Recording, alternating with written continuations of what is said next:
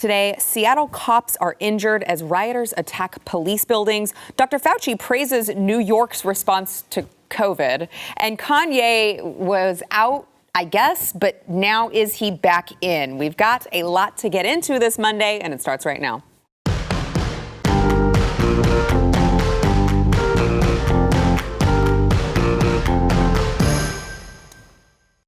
Welcome to the news and why it matters. Happy Monday. I'm Sarah Gonzalez. Today joined by BlazeTV contributor Eric July, back in the house. Thanks for being here. And Yaku Buyans, host of the Yaku Buyans Show. Thank you for being here. Sounds so good. Eric July. I know. It's the month of July. It is. It is. My month, yeah. The month of month. Eric. Yeah, it is the month of Eric, and we are trying to take advantage of that as much as possible by having him on. All right, let's get to what's going on in Seattle. A couple different stories, kind of the same common theme, which is Antifa and all of the civil unrest happening in major cities across the country. So it's not just Seattle, it's New York, Chicago, Philadelphia, Portland, many places. But let's look at Seattle first. At least a dozen Seattle police officers were injured yesterday as rioters attacked multiple police precincts. They attacked a municipal court, an Amazon building, and a Starbucks. I don't know why these guys don't like 2-day free Prime delivery. I don't get it, because it's kind of one of the best things ever. But apparently they don't like it. They're vandalizing buildings and injuring police officers. The Seattle Police Department said that rioters were responsible for a significant amount of property damage to government buildings and private businesses, and at least, like I said earlier, a dozen officers were injured.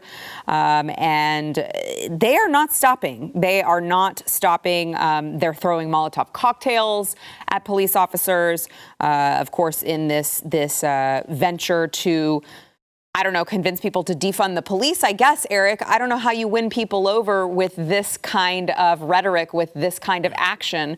But here we see all of these police officers in Seattle getting injured. Yeah, this is, look, I talked about this when, the whole George Floyd thing happened. We had protests breaking out over the really across obviously Minneapolis was focused, right, but it was across the really entire country, right? And these types were going around, destroying businesses and property and so forth. And I had said that it would have been one thing for them to direct their issues, let's say, with the police. Now, I want to be clear here. That's not what they're doing, right?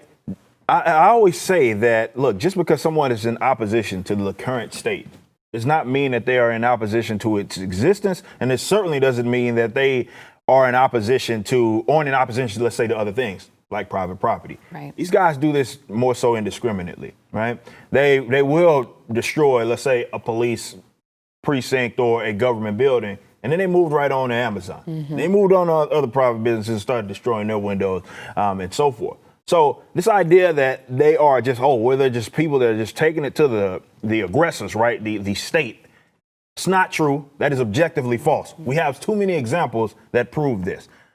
This is why I keep thinking it's odd that folks say, well, why aren't I, right? I'm the anarcho-capitalist. I'm a libertarian. Why wouldn't I come to the defense of these guys? It's because they want me dead, too. Yeah. It's not like they care about any of that. These guys are anti-private property, anti-non-aggression, and they're certainly, anti-libertarianism. They're pretty open about that. You can ask those guys. They're pretty open about that. This is why when the whole thing in Portland, for example, I'm actually having a lot of different feuds with them, even other libertarians about this right now. I look at them as opposing gangs when they get into it, right?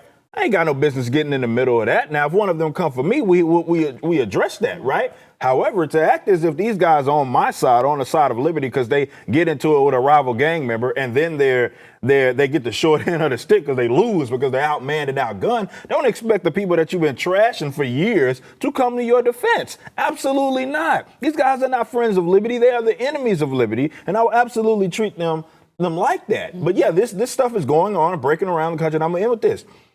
If you want to see this stuff stop, America, we have to look no further than the welfare statism that was further increased when they started the lockdowns. And they said, we're going to give you all of this money for you to sit down. Folks with jobs ain't got time to do stuff like this. They don't got time to do stuff like that. But you incentivize this type of behavior. I believe we talked about this on the show numerous times. You incentivize this kind of behavior when you have forced people into quarantine, they're antsy, and so forth, and then they lash out, right? You want people to start advocating, let's say, against like lockdowns, for example, pull the plug on that welfare statism and watch that stuff start dispersing when they realize, oh, wait a minute, we ain't got no money. Oh, we might have to get a job here shortly. But you're incentivizing this behavior, and I don't think it's on conservatives or libertarians to get out there and defend these people, to act like they're freedom fighters or something of that nature. That is absolutely false. They are not. They are the enemies of liberty, and they should be treated as such. Yeah, Jaco, unknown people within these riots, and I will not call them protesters. The riots and the rioters were throwing multiple large mortar-type fireworks at officers from a close range, which was how multiple officers were injured. Right. So I said, let's call it what it is. Right. Why not call it what it is? Call it opposing gangs getting into it with it. If we were two opposing gangs in South Dallas getting into it, you would be like, that ain't got nothing to do with me. Hopefully people don't get caught in the crossfire. But now they're sitting here, they're going at the cops go at them, and then they sit up here. I'm pretty sure conservatives hear this all the time. Well, you guys are pro Second Amendment. Shouldn't you guys be coming to their offense? Like, says who? Says who? Why should we do that? Sorry about that. Golly, it gets on my nerves. I couldn't tell. Tell us how you really feel next time, Eric. I like it. Jaco, what are your thoughts? Terrorist, terrorize. You're watching people terrorizing society. These are 3-year-olds screaming with nothing else to do. They're incentivized to do this, probably paid to do it in addition to the welfare system. Okay? And this is not conspiracy. Terrorist, terrorize. Some people want to see the world burn. They've got nothing to do. They're anti-American. This is anti-USA. This is They belong to no party other than to the terrorist party. They've been labeled that. They need to be treated that way, with force. With force. It's time right now to step up and punch the bully in the mouth. Because every bully I've ever met in my life is a freaking coward when it really comes down to it. You know, lob things at the police when you've tied their hands behind their back. Make it a fair fight. Make it a fair fight. Step into the octagon. Let's beat the living snot out of you one time and tell all your buddies, this is what's happening to terrorists in the United States. We don't negotiate with terrorists, foreign or domestic. It's a terror cell. Treat them like a terror cell. Yeah. Well, so in Portland, federal law enforcement officials have come in to try to take control of the area.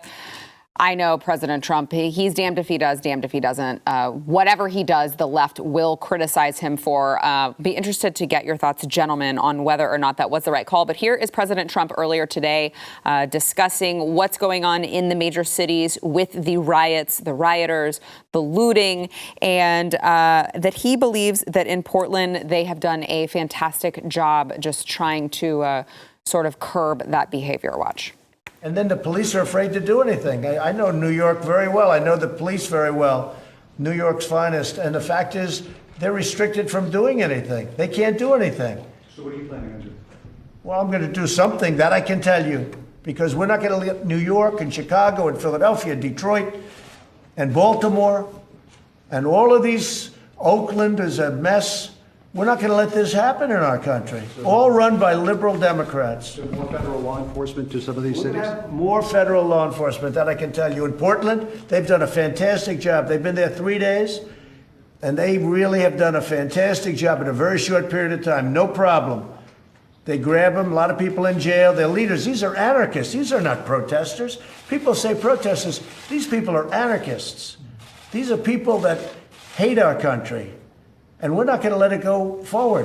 And I'll tell you what, the governor and the mayor and the senators out there, they're afraid of these people. That's the reason they don't want us to help them. They're afraid. I really believe they're actually maybe even physically afraid of these people, because what they're doing is incredible. We didn't just go there. This wasn't like it started right away. We went there after 51 days. We said, we can't let that happen anymore. But these are anarchists. And the politicians out there, yes, they're weak, but they're afraid of these people. They're actually afraid of these people. And that's why they say, we don't want the federal government helping. President Trump making it a point to hammer home the fact that they waited. As he said, they waited, he said, 51 days for these particular localities to get their people under control. They failed to do so, often enabling them instead. And here is what you are faced with. But Eric, the libertarian, I'm interested to hear your thoughts on President Trump's decision to bring federal law enforcement in. This is the reason why this issue isn't so black and white. And I know everybody, including even other fellow libertarians, like to pretend that each situation is black and white. Federal government, bad, which I objectively believe that it is bad. But they have to look at the fact that it's not the police that, and this is where I would deviate from Trump when he just talks about the police having their hands tied. The people and the individuals are the ones that absolutely have their hand tied. They say you can't respond, definitely in a lot of these areas. We know they have some of the stricter gun laws. And then when it comes to the right to defend their private property, even not all of them are as friendly as Texas when it comes to defending themselves and defending their property. They're not, most states actually aren't in that case. There's only certain instances when you can rightfully defend, and I say that using that in quotes, but it's more so what the state determines what you can and can't do. But they determine who can or when you can rightfully defend yourself. So this is why when the whole Seattle thing was popping off and I asked the questions, like, I would love for these journalists to actually go and speak with the people that were actually living there to see how they feel, because I think it's important. Because I'm sure there are individuals that are like, man, there's a lot of craziness happening, on my block or in my community or where I work or even in some cases where they live, and they may feel scared. So I would never authorize, let's say, the state approach, or more so the statist approach, and having, let's say, the federal government come down and maybe disperse everything. What I'm more concerned with is the fact that the individuals within these geographical areas, their hands are more so tied, because in the event that they choose to react, in the event more so they choose to use defensive force, which isn't aggression, by the way, but in the event they choose to use defensive force, they're going to be seen as the bad actor. We've already seen this happen. We've already seen these people get arrested for defending themselves or defending their property. In some cases, thankfully, charges are dropped. But of course, that scares people into defending even themselves and their property. And they're like, you mean to tell me I could go to jail for the rest of my life for defending myself? Why would I take that risk? So when we talk about people's hands being tied, I'm less worried about the police and more worried about the individuals that are within these geographical areas, which have to just sit and bend over and take it when it comes to all of these things that are happening in their own communities and in their own areas. So when I say it's not black and white, I'm more so referring to the people that are within these geographical areas who have their hands tied as well, and they're looking for some sort of help. And I can absolutely empathize with that, while I can also empathize with the fact that a lot of people are frustrated with the government. Yeah, but Eric, why that happens is because federal government's here to defend and stand on the Constitution. Local government's here to defend the Constitution. The Constitution gives you the right to defend your property. The Constitution gives you the right to bear arms. The Constitution gives you the right to use force in self-defense and it not being deemed you're the aggressor. So you've got corrupt politicians. The president was very kind. So I'm going to say something he wouldn't say because he was being nice. He was having a nice day, and I'm not having that nice of a day. So I'm going to say what he wouldn't say. These are corrupt politicians who aren't afraid, Mr. President. They're working a system. They're allowing this to happen. This is aiding and abetting. They're not afraid. It's calculated. They want this to happen. They want America to be driven to its knees, right? So they can justify against you massive government when it all implodes. So government becomes the white knight on the shining horse. And see, you really can't take care of yourself, but we will. We'll hand it out to you. We'll suppress you and take your liberty for some safety, right? Now, these are corrupt politicians, Mr. President, that are not afraid. They're sitting back, turning their phones off. I know of mayors that turned their phones off, where the police commissioner in the city couldn't reach the mayor for 48 hours, where they allowed the city to burn. Okay? This is calculated, Sarah. And it's all the cities. They pick the cities. Look at the cities. You don't see this in rural America because they'll stand up and say, I don't care what the government's saying. True. Hello to my little friend. Okay? But in the cities, they've taken the cities with these liberal policies and they do scare the people. They tell them, I've taken your rights. You can't defend yourself. And then people go, I don't want to go to jail. Yeah. So. All right, we've got more coming up. First, we want to thank our sponsor this segment, Aslo. Welcome to Aslo, new sponsor of the show. When you are a small business, if you're an entrepreneur, you know this. If you're a small business, every single minute matters a whole lot, and every dollar counts a whole lot. So there are still a lot of us, surprisingly, who are still using big banks that are taking hours of your day, fees from your pocket. Right now, right, you've got to go set up an appointment just to go, I don't know, take out your own money. You got to set up an appointment to go take out your own money out of these big banks. Now, Aslo will take all the friction out of business banking. Unlike other banking options, Aslo is totally free. It's a free business checking account. They've got invoicing, bill pay, money transfers, all of the things that you should be getting from your big banks. No minimum balance. You will never be charged maintenance or overdraft fees. That's more than you're getting from the big banks. And there's no ridiculous phone system that feels designed to just waste your time. All right, get paid fast and easy with Aslo's Stripe, Square. They've got PayPal integrations. You can customize your invoices right from your Aslo account and get them out to your clients. They've got powerful integrations with QuickBooks and Plaid. You can import transactions and connect to hundreds of payment, investment, and budgeting services. Here's the big sell. All right, are you ready for this? I know your ears were perking up if you're a small business. Listen to this. There is no waiting to use your account. They have a free instant funding feature. You can deposit up to $1,000 and access it in your account instantly. You don't have to go to a big bank and set an appointment just to take out your own money. All right, Money Magazine calls Aslo the best business banking option for freelancers and entrepreneurs.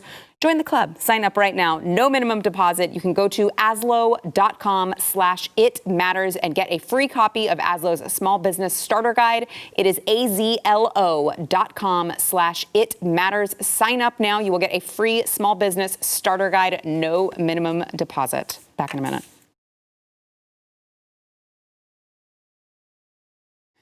Critics took aim at Dr. Fauci. No, for those of you who are watching on Friday, I'm not talking about Stu Burguiere. I'm talking about actual Dr. Anthony Fauci after he claimed during an interview that New York City, New York State, of all places, had handled the coronavirus pandemic correctly. Here is what Fauci had to say during an interview with PBS NewsHour. But there's going to need to be, as I understand it, there needs to be support. There needs to be funding for a number of these labs to open up. That hasn't happened yet. What do you know of a solution to get this ramped up immediately? We've got to make sure the dots are connected, Judy. When the Congress, with a great deal of generosity, gave billions of dollars to try and solve this problem, they gave something like $10 billion to the CDC to give to the states to do these kinds of implementing. We've got to make sure that it gets well spent and that it gets done in the right way. Again, we have a problem. We need to admit it and own it, but we've got to do the things that are very clear that we need to do to turn this around. Remembering we can do it. We know that when you do it properly, you bring down those cases. We've done it. We've done it in New York. New York got hit worse than any place in the world, and they did it correctly. Which is interesting to me because, as it turns out, New York was one of 5 states that defied federal recommendations and ordered nursing homes to accept COVID-positive patients, which then resulted in thousands of coronavirus deaths in nursing homes. But apparently, Eric, that was the correct response. Yeah, I would have loved to hear in detail what he felt they did was right when you consider that. You just kill everyone quickly at the beginning, and apparently that's the right response. Just get it all, all the America deaths out there forgets first. Historically. Yeah, exactly. The news cycle will trespasses of the continue. left. They'll just forget right that we just it. killed all these people, and then we're good to go. Oh, and look, that's kind of what happened. Yeah, like I don't understand what he could have been pointing to say that they did it the right way or they did it correctly. considering that they do, if I'm not mistaken, I know New York City does, obviously, because it's the most populated, but New York State, in terms of how many people had died, I mean, they far outpace. I mean, I know everybody's worried about Texas and Florida, but they far outpace us, even though we have a bigger population than New York State. So what did they do correctly, Fauci? Now, I've said, I don't know why people think that doctors are without political slants and political leanings. Because they aren't. They are biased. They're human beings just like every other individual, and they will absolutely use their positions of power, if they are positions of power, like government doctors and scientists, to say crazy things like New York, of all places, did it right. I don't know what he's pointing to. What exactly did they do correctly, if at all anything, when you consider their high amount of deaths? I mean, aside from just the fact that they were, yes, forcing people into that, basically like time bombs and dropping them off inside the nursing home facilities, which got other people sick. Now, according to Cuomo, of course, that wasn't that wasn't part of all those that's deaths. not what attributed to the deaths, of course. It was the staffers. Yes, of course. Yes, Yeah. of course, they had nothing to do with it. But even then, I'm just looking at their numbers in terms of what they actually did. And then I've been actually keeping up with New York a lot, and the tests that they have been running, like the as well as the antibody test, to see like a great percentage of their population has had it. I believe it's on the upward of like almost like, I think it was over a quarter. They were anticipating that already in New York City, that is, already had it. So that could also attribute to the fact that the cases are going down, possibly because so many people already had it already, and it's then ran through most of the vulnerable population, running through the more, let's say, less vulnerable population right now. They're not getting as sick. They're not needing to go to the hospital. Some of them may be completely asymptomatic during their whole tenure of having this, or have at least mild symptoms throughout the 2 weeks of them having this virus. So to Fauci, I would ask, like, what did they do wrong? I mean, so what did they do right? Like, more so because... What did they not do wrong? Yeah, what did they not do wrong, I guess, is the question when you consider and look at their death rates and their death counts. I don't know what Fauci is talking about, aside from maybe he is buddies, maybe the Cuomos of the world have the political leanings of himself, and he's looking to pat him on the back, even if it doesn't make any sense. Yeah, Yako, your thoughts? Yeah. So listen to that statement very clearly. He said, "We made mistakes and we have to own them." What were they? List them. Yeah. What were they? Could it be that we need to look at the death rate of this virus?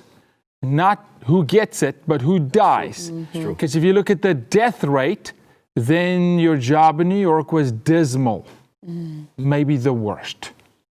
One of the worst in the world, okay? So why don't you go ahead and tell us, Mr. Fauci, Mr. left-leaning, politicized, haven't seen a patient in 15 years doctor, okay? Why don't you tell us what you've done wrong that you need to own up to, because we haven't heard you own up to that yet.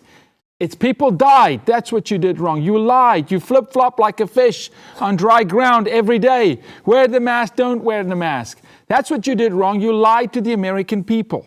Stop lying to the American people. Stop playing politics with Americans' lives, okay?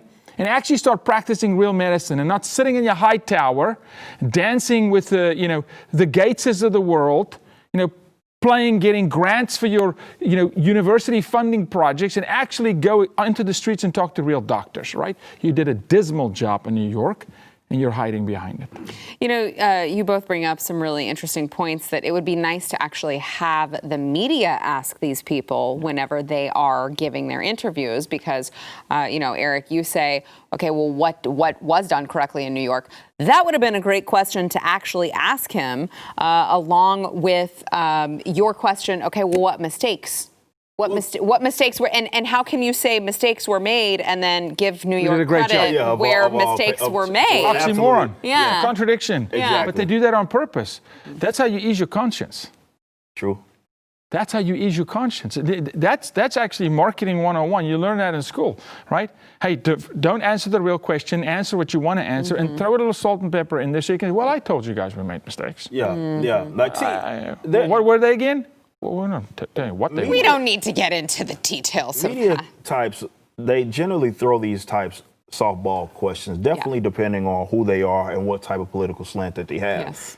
Because if they didn't, and if they were actually being journalists, let's say, for example, we wouldn't have what we have. I know this is a different state altogether, but what we're seeing right now in Florida, where Fox 35 goes out there and they say, wait a minute, let's look at these numbers because we have 100%. Right, whole county. Yeah, it's like 100% positivity rates. And when they actually go look for it, it's kind of odd that they find that there's some funny business going on. And that's the type of questions that need to be asked. It really doesn't matter where you are politically. You should want the truth. Exactly. How can you build policies based on incorrect or inaccurate data? Especially when the policy is everyone shut down their businesses. Exactly. Shut down your income. Why?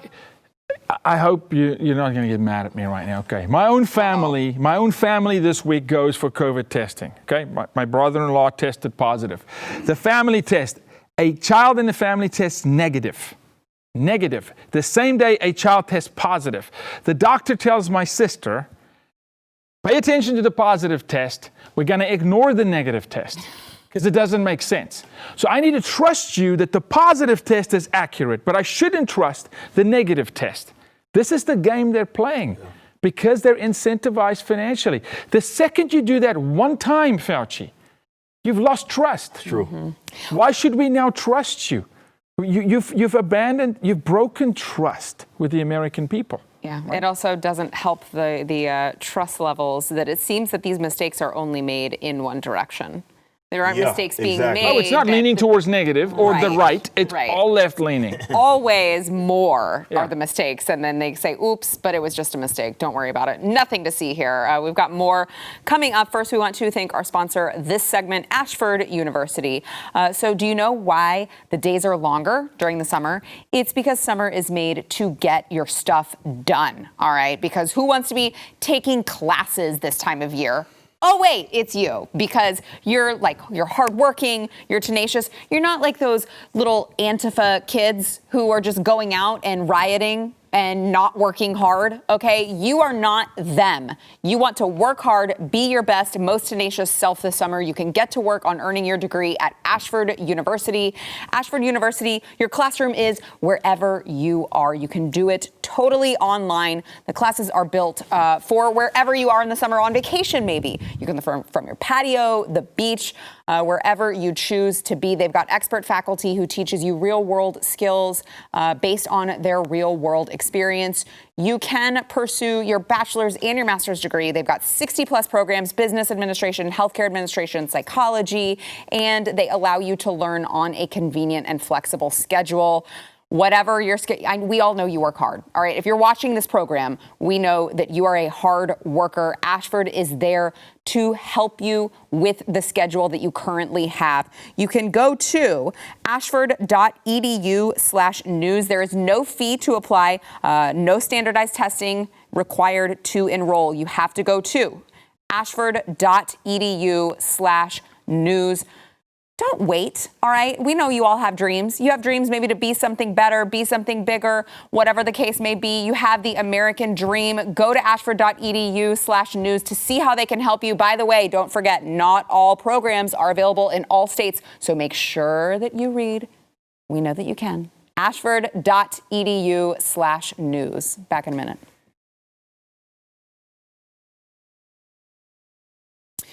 By the way, on the topic of coronavirus, we're talking about earlier before the break about how there are mistakes that were made. Nobody really wants to own them. I want to address a little bit of viral reporting that actually turns out it's a little bit of fake news. So, you come to this show for the real news. So let's clear it up.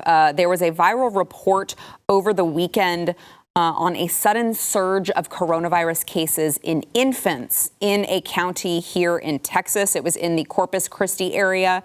You may have seen it. I saw the report, and I read it. It's from a local news affiliate, and I read it. I'm pregnant, right? I'm like, oh, geez. 85 cases of newborns with coronavirus. That's what the lady said. She said, we currently have 85 cases of newborns with the coronavirus. And this is in Nueces County, like I said, outside the Corpus Christi area, not a large area. So you read it and you go, oh my gosh, well, that seems like really high. Now, it didn't say that any of the infants had any issues with the virus. I will say I did not read that in the reporting.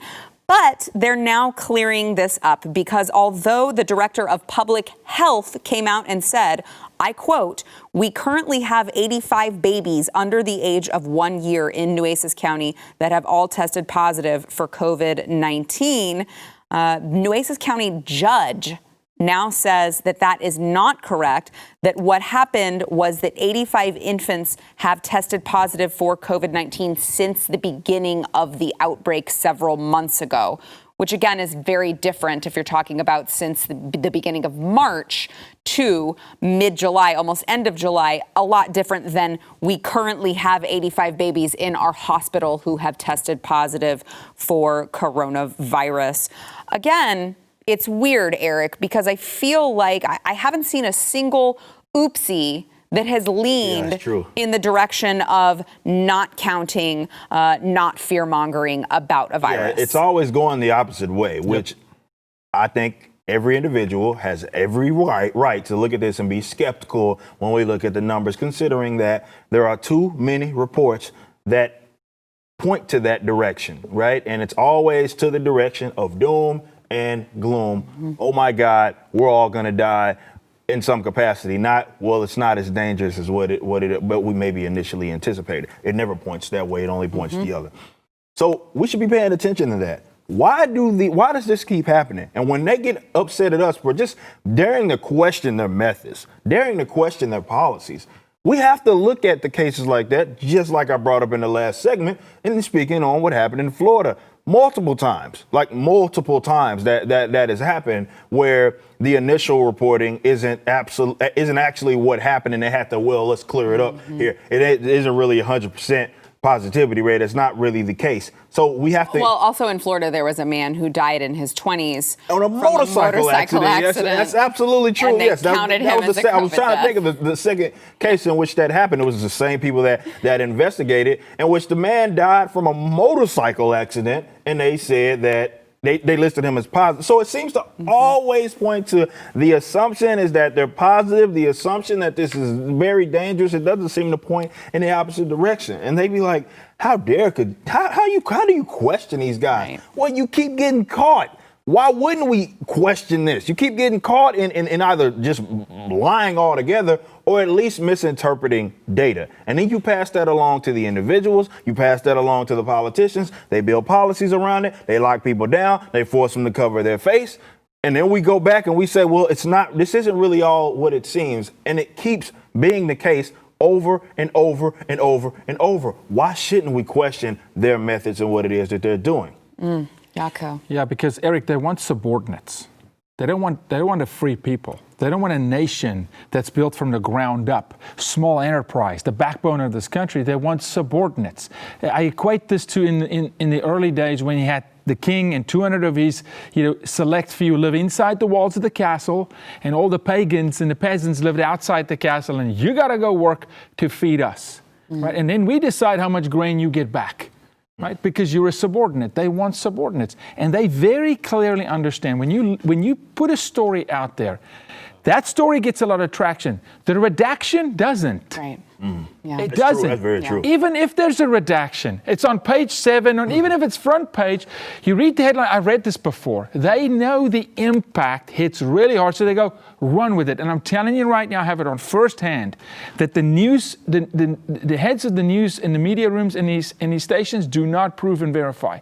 Run it. Run it. It's sizzle. It gets clicks.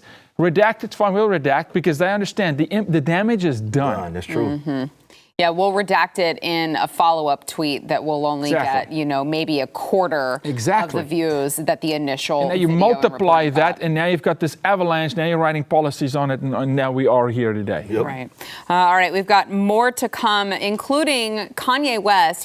They said he was out, but now I guess he's back in. He held his first campaign rally, I guess you could call it. We'll get into that after the break. First, we want to thank our sponsor, Rough Greens. I keep asking if I can bring my dog up here for a Rough Greens ad. Really, I mean, it's not for the ad. It's just kind of an excuse to bring my dog up here, which is why I guess they keep telling me no. But my dog is part of the family, as I'm sure yours is as well. And having that dog be part of the family means you got to take responsibility for their well-being and for their health. Now, one of the things that your dog is needing that it's not getting from dry dog food, if you're only feeding your dog dry dog food, is vitamins, minerals, antioxidants, probiotics, omega oils. Oh, just things that your dog needs to like thrive and live a long life. Like I said, they're not getting it from their dry dog food because they kill all of that stuff out to give it a long shelf life. Rough Greens is going to bring that back into your dog's diet so he can live his best life. They've got the antioxidants, they've got the vitamins, they've got the nutrients, they have got all of the omega oils. And best part of it all, especially if you have a picky eater, because I do. I think I have the world's only picky Doberman. Usually, like every other Doberman owner that I talk to, they're like, yeah, my dog eats all of their food right up. I'm like, oh, mine doesn't eat her breakfast till like 4 or 5 p.m. And it drives me nuts. That stopped when we started giving her Rough Greens. So it's healthy for them. It will help them live a longer life. And they love it. You can take the Rough Greens 14-day Jumpstart Challenge today for $14.95. You will see the difference in your dog in those 14 days or less. If you got an older dog, maybe you want to see your older dog thrive again. Either way, just go to roughgreens.com/blaze. That is ruffgreens.com/blaze. Back in a minute.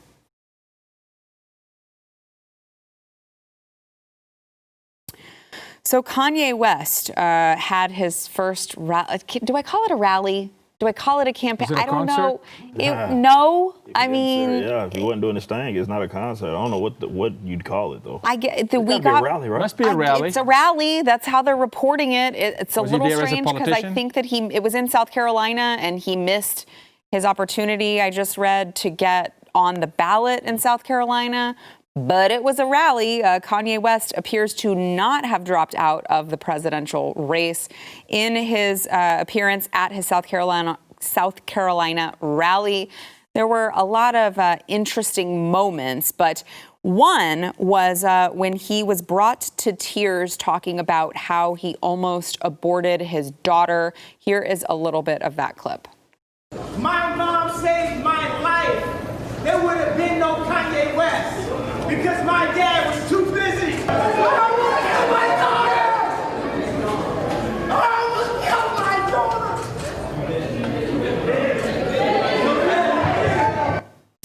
Now, some family members are allegedly concerned for his health. People are citing Kanye West having a bipolar episode.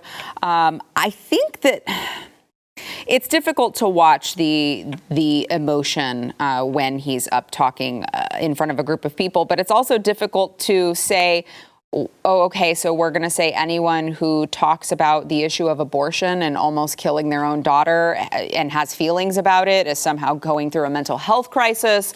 So this is a hard one for me to sort out. Can you guys help me? Yeah, I mean, I don't know how you would interpret that, and more so how you would verify that, okay, yes, he's reacting that way to that particular issue because of him being bipolar or something of that nature. How could you actually tell that? And I'll be interested to hear the people that are more so concerned of them, what they're basing that on, because definitely on a subject like that, people get touchy, people get touchy, and people certainly feel some kind of way, and I mean, I think it warrants that. It is real. That's a legitimate thing. People get feelings off of talking about stuff like that, and Kanye is not the first one, and he's certainly not going to be the last. So I'm not going to say whether he is or is not. I would more so like to know what about that says, as far as if you are familiar with him, if you're a family member, what about that actually says that? Like, what about that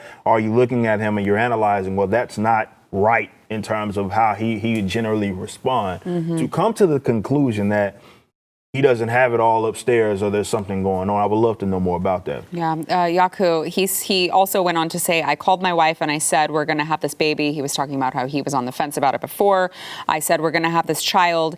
Even if my wife were to divorce me after this speech, she brought North, that's the daughter's name, she brought North into the world when I didn't want to. She stood up and she protected that child. Yeah, so I'm going to tell you this. I'm going to say quite a bit here, if I may. Okay, I tip my hat to Kanye, all right? It's not easy for a man to say, I, in some way, shape, or form, pressured my wife to have an abortion. Kim Kardashian held firm and said, I don't want to do it. He turned around. That takes a lot of gumption to do. I thank him for that because, I defend life in and outside the womb. No question, period. Okay, now, Kanye is a performer. He's a performer. Am I saying he's faking it? No, but he's a performer. You got to understand the personality type you're dealing with here. He's not a politician. He's not an ENFJ contemplator, thinker personality type.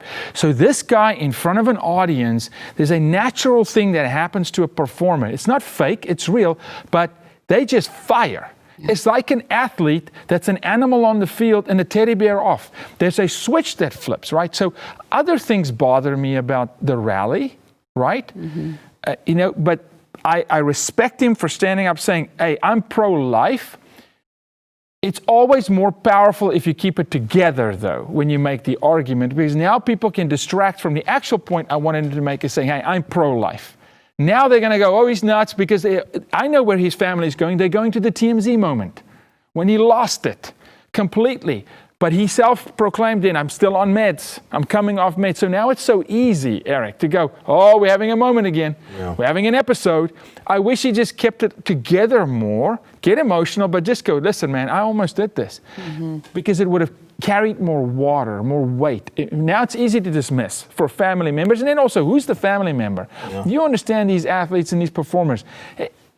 Every Joe Blow down the street is a leech that wants something from them. And all of a sudden, so I respect that he said it. I wish it was a little more controlled, right? The run for president itself, though, to me is just bizarre. Yeah. That is just whack. Okay, that's bizarre. And so... It's always unfortunate, I think, when we see pro-life comments that there is something that we could be, it's a teachable moment, right, to the rest of society, but somehow it's like, oh, you don't want to get fully on board just in case, something was off. Right. And you don't know, how would you ever prove it? To Eric's point, it's so hard to prove, but I'm glad he went there. For his benefit, I wish he had a little more control in the situation because it would have been much harder to stand against him. We need as many pro-life voices as we can get. We need as many husbands, men, dads. Yes, men for sure, but just calm, rational, even-tempered pro-life voices as we can get. All right, back in a minute. But then it's like, if that did happen, I'm sure he feels a lot of guilt for that. Friday's poll, which state is the worst place to be during COVID? 74% of you almost said New York, which is weird because Dr. Fauci thinks that they handled it completely correctly. Followed by 19% who said California, Florida at 5.4%, and Texas at 1.4%. I mean, yeah, I guess we're doing okay, but still not a big fan of the mask mandates. Yeah, you heard me, Governor Abbott. Today's poll, if the election were held today, who do you think would win, Trump, Biden, or Kanye? This is a very scientific poll, so just make note of that before you participate in the poll. Very scientific. Who do you think would win if the election were held today, Eric? Today? Today. Man, that's tough. Like right now, I would have to go Trump. Yeah.